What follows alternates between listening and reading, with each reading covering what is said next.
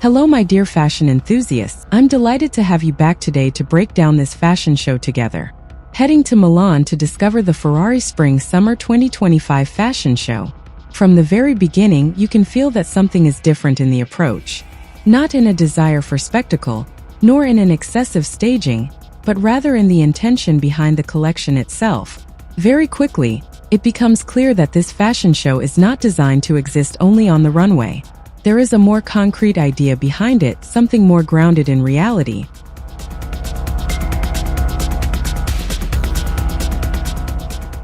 Rocco Iannone reaches a pivotal moment here. After several seasons establishing a strong fashion identity for Ferrari, he introduces a subtle shift. And that shift changes everything.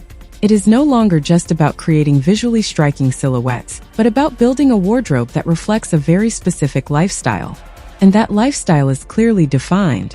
It belongs to Ferrari enthusiasts, collectors, and members of official owner clubs around the world. A demanding community, attentive to detail and craftsmanship, but also to the real use of garments. And that you can feel immediately in the clothes.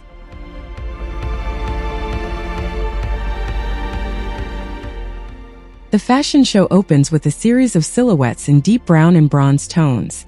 A direct reference to the world of vintage Ferrari cars, with that idea of rich material almost patinated, catching the light without overdoing it. The lines are sharp and precise, yet never rigid. We see clean dresses, controlled tailoring, but also a full range of leather pieces. Jumpsuits, biker jackets, soft skirts.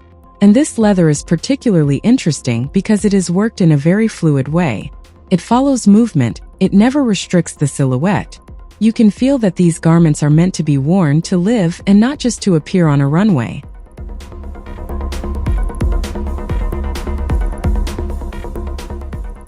Gradually, the collection opens up to other registers.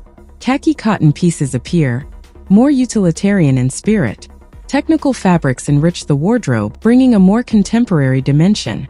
And at times, brighter touches of green create contrast, like dynamic accents within a very controlled base. There is also a sequence built around more fluid, scarf-inspired ensembles, with prints that evoke aerodynamics, a way of introducing movement and speed, but in a more subtle, almost graphic manner.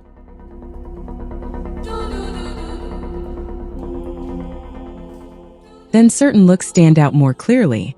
In particular, that long Ferrari red skirt, instantly recognizable, paired with oversized sunglasses that resemble driving goggles. Here, the link to the automotive world becomes more direct, yet remains fully integrated into the overall logic of the fashion show. Toward the end, the silhouettes evolve slightly again. We discover knit pieces embroidered with the prancing horse, the brand's iconic symbol. And these elements are not treated as simple logos, but as true construction details, almost like a discreet tribute to the most dedicated enthusiasts.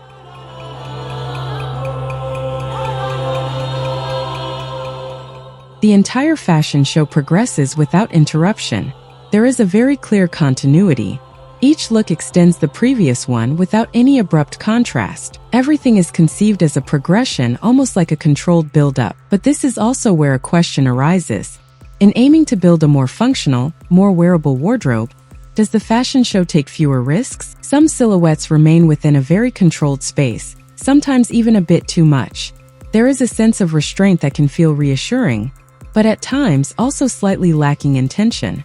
And that is what makes the experience interesting, because you are both drawn in by the coherence, the precision, the quality of execution, and at the same time you may feel a slight frustration at the lack of disruption.